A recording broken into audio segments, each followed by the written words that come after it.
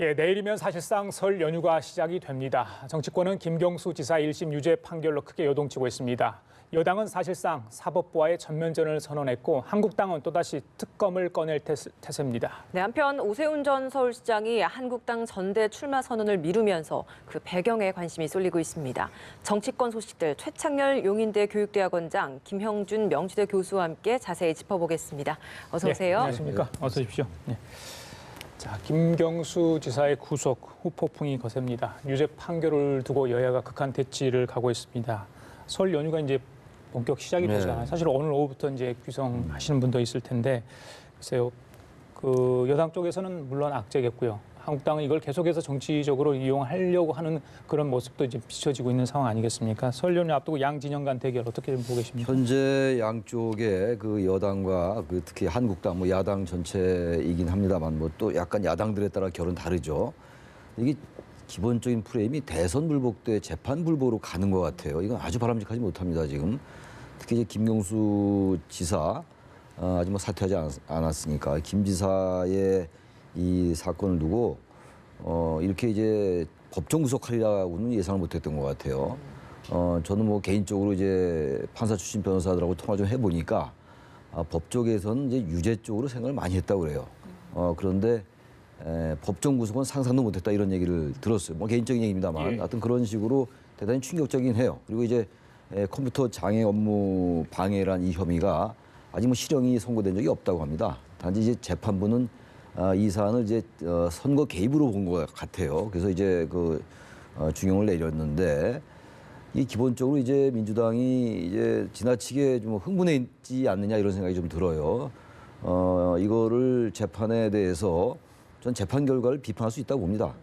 사법부의 판단에 대해서 논란할 수 있는 것이고 비판할 수 있는데 이게 재판에 불복하는 것으로 비친다든지 그리고 사법부를 압박하는 것으로 비친다면 이건 전혀 별개의 문제이기 때문에 민주당이 이제 그저께였잖아요. 좀 이제 냉정을 찾을 필요가 있다고 보고요. 한국당도 이 부분을 지나치게 대선 불복으로 몰아가는 거 이것도 전혀 바람직하지 않습니다. 아직 2심 판결도 남아 있는 것이고 대법원 판결도 남아 있는 것이기 때문에 아직 최종 판단이 안 내려졌잖아요. 근데 지금 민주당도 그렇고 한국당도 그렇고 지나치게 이렇게 무슨 불복, 대선 불복으로 비칠 수 있는 것, 뭐 사실상 이 한국당은 대선 불복으로 비칠 수 있는 발언을 하고 있는 거잖아요. 절차적 문제를 제기하고 있는 것이고 민주당도 재판 불복으로 비칠 수 있는 발언을 하고 있기 때문에 양당이 좀 냉정을 찾을 필요가 있어요. 이건 아직 최종 판단이 아니기 때문에 보다 냉정해 보고 실체적 진실을 규명해 나가는 게 필요한 것이지 너무 이것을 정쟁하러 가는 건 이건 양당이 다 자제해야 된다 이렇게 생각합니다. 자제해야 된다. 네. 네. 일단 뭐 올해 정치 전망할 때 저는 한 글을 통해서 사법의 정치화가 굉장히 강화될 거다라고 전망을 한 적이 있습니다. 그러니까 사법적 판결을 가지고 이거를 잠시 정치 쟁점화를 한다는 부분이 아마 한국 정치를 굉장히 이제 어렵게 만들 것이다라고 얘기를 했는데요. 1차적으로 뭐 동일한 잣대에서 여야를 평가할 수는 없다고 보지만 저는 여당의 이러한 그 대처 방식은 굉장히 잘못한 거다. 우선적으로 지적을 좀 하고 싶어요. 어떤 면에서 말씀하시나요? 일단은 뭐 간단합니다. 제가 오늘 오면서 방송 준비하면서 김명수 대법관 작년 9월 26일 날 취임사를 제가 한번 읽어봤어요. 어떤 내용이 있냐면 저는 대법원장으로서 법관의 독립을 침해하는 어떠한 시도도 온몸으로 막아내서 사법부의 독립을 확고히 하는 것이 국민이 준엄한 명령이라는 거를 깨닫겠다 이렇게 얘기를 했어요. 합리적 비판을 넘어서 급기야 법관에 마저도 이념의 잣대를 나눠서 공격하는 것은 안 된다라고 얘기를 했단 말이에요. 이 부분이 이제 저는 핵심이라고 봅니다. 만약에 야당에서 얘기하는 대선 불복에 결국 뭐 맞붙어서 이러한 뭐 사법부 판단에 대해서 불복을 한다고 한다면 역으로 어떤 욕풍을 불 수밖에 없냐면 박근혜 전 대통령에 대한 판결은 다 잘못된 판결이다라고 또 상대방의 공격을 할 수가 있단 말이에요. 이런 면에서 봤을 때 굉장히 부적절한 그런 지금 여당이 취하고 있지 않나라는 생각을 일단 개인적으로 좀 하게 되고요. 여하튼 이 부분은 뭐 조금 전에 최 교수님 말씀하셨지만 1심이 끝났다고 해서 모든 사법적 판단이 끝난 게 아니기 때문에 차분하게 최종적 결론을 기다릴 수밖에 없는 입장이라고 보는 거죠. 그러나 무조건 이걸 가지고 지금 저는 굉장히 놀란 게 민주당의 이렇게 그 대응 방식이 네. 뭐 사법농단 세력 뭐 탄핵에 대해 뭐 법관 탄핵하겠다 이런 식으로 접근한다는 것은 오히려 사법부 상권 분립을 굉장히 침해할 수 있는 위험적 요소가 있다는 말씀을 좀 드립니다. 어제 민변도 이제 탄핵 법관 명단에 성창호 판사를 추가시키겠다라는 또 주장도 나왔잖아요. 이 부분에 대해서는 좀 어떻게 보셨습니까? 그게 잘못된 거죠. 그런 식으로 따지면 송 판사가 박근혜 전 대통령에 대해서 뭐 국정원 비용에 대해서 수수한 거라든지 뭐 공천 개입에 대해서는 8년 선고를 했단 말이에요. 그리고 이전에는 뭐 조윤선 전 장관이라든지 김기춘 실장이라든지 뭐 최강희 이대 총장에 관련돼서 구속영장을 청구하고 그래서 지금 많은 말이 내가 하면은 정의하고 남이 하면 적폐냐라는 얘기가 나오는데 저는 그보다도 저 같아요. 뭐 유리한 판결이 나오면 정의고 불리한 판결이 나오면 적폐다.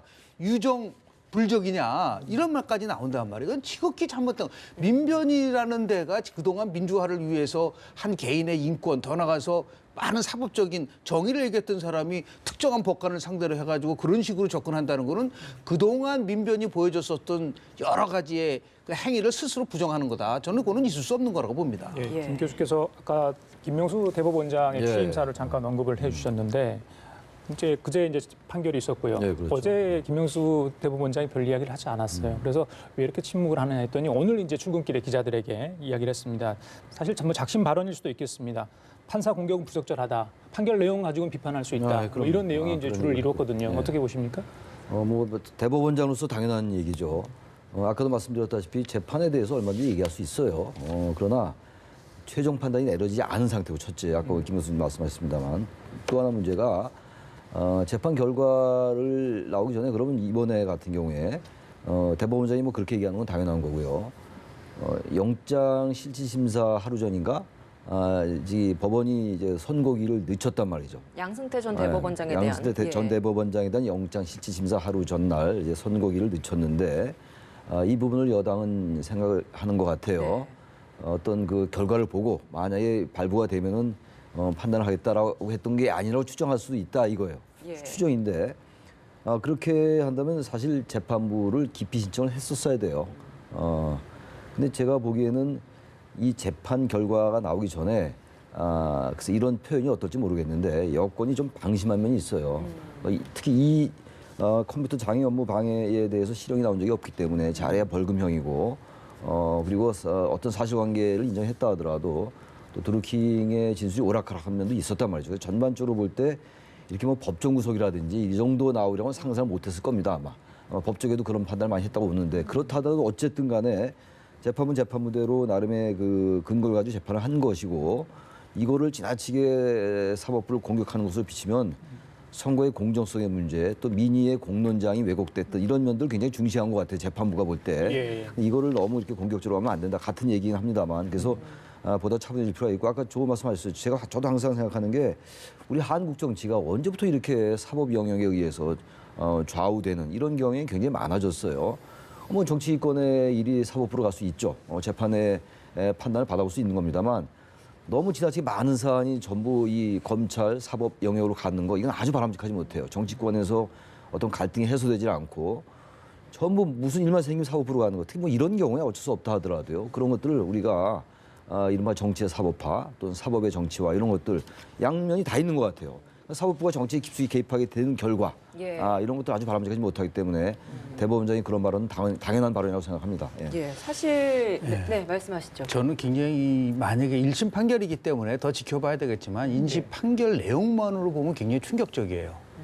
왜냐하면 일단은 1심 재판부는 이건 여론 조작했다라고 판결을 해서 법정 구속까지 했지 않습니까? 왜 충격적이냐면 문재인 대통령은 과거 새정치민주연합 대선 후보 때서부터 국정원 댓글 조작과 관련돼서 아주 굉장히 강도 높은 비판을 했어요. 그러니까 뭐 저수에서 대한민국이 묻는다라는 데서도 보면은 공정한 정쟁이 이뤘다면 결코 지지 않았을 거다. 이게 그냥 2012년도에 48%를 문재인 후보가 얻었고 박근혜 후보가 51.6%, 약 3.6%포인트 100만 빽빽이 차이가 안 난단 말이에요. 그러니까 이 댓글 조작이 없었으면 승리할 수 있었다는 말을 공공연하게 했었단 말이에요. 그런데 1심 판결문만 본다고 한다면 이건 어떻게 이렇게 같이 여론조작을 할 수 있느냐라는 거. 8,840만 개의 부정 댓글을 넣었는데 국정원에서는 41만 개 되지 않았다면 엄청난 차이가. 두 번째 제가 그 놀란 거는 시점인 거예요. 드루킹을 처음 만난 게 2016년도 11월 9일입니다. 2016년도 11월 12일 날이 촛불 집회 100만 명이 모인 그런 상황이었었단 말이에요. 한쪽에서는 국정농단다 해가지고 촛불에 대한 시위가 이루어지고 있는데 본인은 가서 드루킹을 만나가지고 이 문제 킹크랩을 시연을 보고 거기서 했다. 이게 만약에 사실이라면 그럼 엄청난 그 국민에 대한 기만일 뿐만 아니라 농단한 거다라고 볼 수밖에 없는 이런 부분들을 저는 집권 여당이 아주 냉정하게 봐야 된다. 만약에 이런 식으로 가져갔는데요. 1심에 어떤 판결이 무죄가 나오면 어떡할 거예요? 그러면 말씀하시면 지금의 한국당의 그런 태도나 대응, 강경 대응, 오늘 방금 이해찬 네네. 대표도 그 한국당이 어제 긴급구청을 청와대 앞에서 네네. 하지 않았습니까? 굉장히 격노했다 이런 내용인데 한국당의 어떤 주장에 대해서는 어떻게 보십니까? 한국당이 야당으로서는 그런 부분 속에서 일정한 부분은 자신의 그 존재감을 드러내기 위해서 할 수 있는 거라고 봐요. 그러니까 그렇게 강력하게 할 때의 동기가 일단은 1심 판결이 나왔고 거기에 대응하는 여당이 완전히 그 사법 적폐로 몰고 가면서 이 문제에 대해서 대선 불복으로 나오니까 재판 불복. 재판 불복으로 나오니까 당연히 대선 불복으로 나올 수밖에 없는 이런 부분들이 있어요. 어저께 홍영표 원내대표가 뭐라고 얘기했냐면 이게 불순한 의도와 동기와 정치적을 위해서 정부를 흔들지 말라고 했는데 똑같은 논리죠. 이 불순한 동기와 정치적인 나름대로의 이익을 위해서 결국은 사법부를 흔들지 말아라. 이런 거로 얘기를 할 수 있는 부분들이 있는 것이죠. 만약에 2심 판결이 안 남았음에도 불구하고 대선 불복을 얘기한다는 거는 문제가 있지만 일단 2심 판결을 근거로 해서 얘기를 했었던 부분들. 그래서 지금 청와대도 이 문제와 관련돼서는 최종적인 결론을 지켜보자고 지금 침묵하고 있는 거 아니겠습니까? 이것을 동일한 잣대에서 봐서는 안 된다. 지금 1심 판결이 나왔다라는 것에 대해서는 결국은 교묘하게 이 부분에 대해서 여당이 나름대로 와 이게 앞으로 모든 판결에 대한 거는 합리적 비판을 넘어서서 공격을 하면 안 되고요. 결국은 재판이라는 것은 증거와 나름대로 그 법 체질 속에서 얘기를 해야지 이것을 넘어서 자꾸만 선동적 의미로 보인다고 한다. 지금 국민청원에 의해서 20만 명이 법관에 대한 탄핵을 얘기한다. 이거는 제가 볼 때는 굉장히 바람직하지 않은 오히려 민주주의가 위태로워질 수도 있다라는 그런 말씀을 좀 드립니다.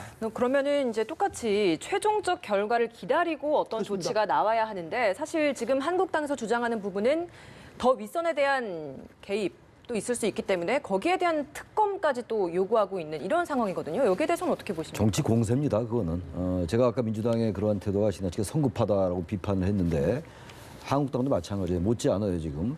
그야말로 최종 판단이 안 내려졌는데 이걸 대선 불복으로 이렇게 몰고 가려 하는 것. 물론 1심 판결이 나왔으니까 일정 부분 이제 거기에 대해서 평할 수 있겠다 하더라도요. 대선 불복하고 그리고 청와대 앞에 가서 의원총회하고 문재인 대통령 특검 얘기하고 이건 나가도 너무 많이 나가는 거죠.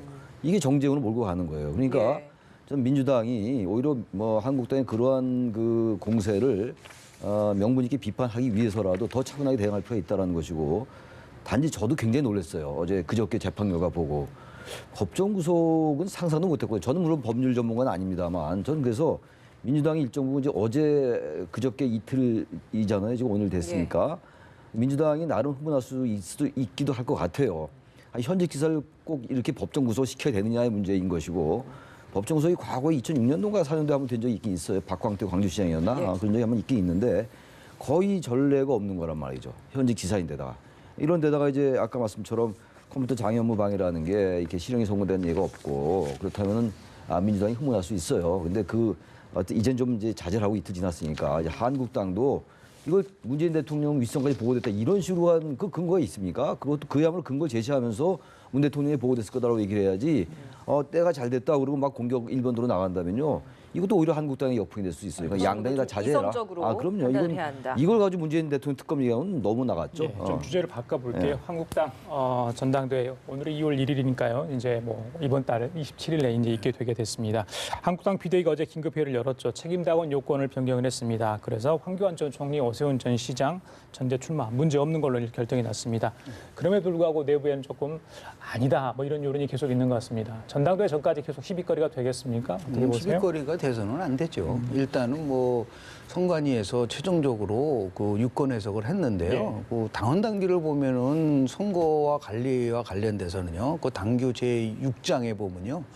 그 대표와 최고위원 선출에 대한 규정이 있어요.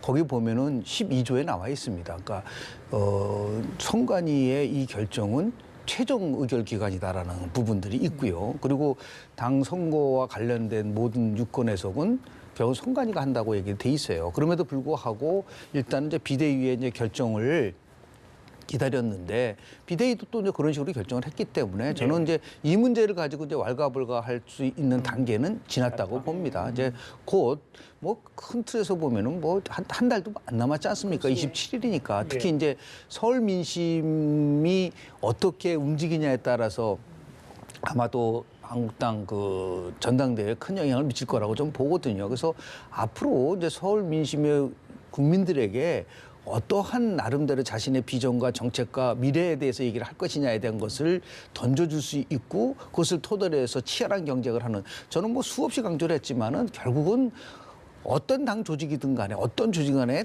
아주 굉장한 경쟁을 통해서 결국은 심판을 받는 거는 국민과 당원에 의해서 심판을 받는 거기 때문에 그런 면에서 봤을 때 이제는 좀 더 나름대로 좀 치열하게 경쟁을 좀 할 필요가 있지 않나라는 생각을 좀 합니다. 최 교수님 말씀 듣고. 저도요. 이제 와서 뭐 황교안 전 총리의 이 출마 자격 논란은 별로 바람직하지 않아요. 이미 지난 것 같아요. 그거는. 초반에는 얘기될 수 있어요. 어쨌든 간에 책임당원의 여건을 갖추지 못했기 때문에 단지 뭐 그런 다른 또 단서 조항도 있어요. 그래서 논란이 있었으나 이어서 그걸 가지고 얘기하는 건 현실적이지도 않고 그야말로 이제는 뭐 각자 공정하게 경쟁을 하는 수밖에 없어요. 황교안 전 총리가 탄핵 정권의 총리였다는 거 그것도 당이 판단하겠죠. 예. 당대표가 되느냐 안 되느냐 판단이기 때문에 역시 그것도 그 한국당 내에 표심에 맡길 수밖에 없다고 생각합니다. 예, 알겠습니다. 자, 한국당 전대 관련 잠시 후 홍준표 전 대표가 스튜디오에 출연합니다. 관련해서 여러 가지 이야기를 좀 나눠보도록 하겠습니다. 자, 지금까지 최창렬 용인대 교육대학원장, 김영준 명지대 교수 두 분과 함께 얘기 나눠봤습니다. 말씀 네, 감사합니다. 고맙습니다.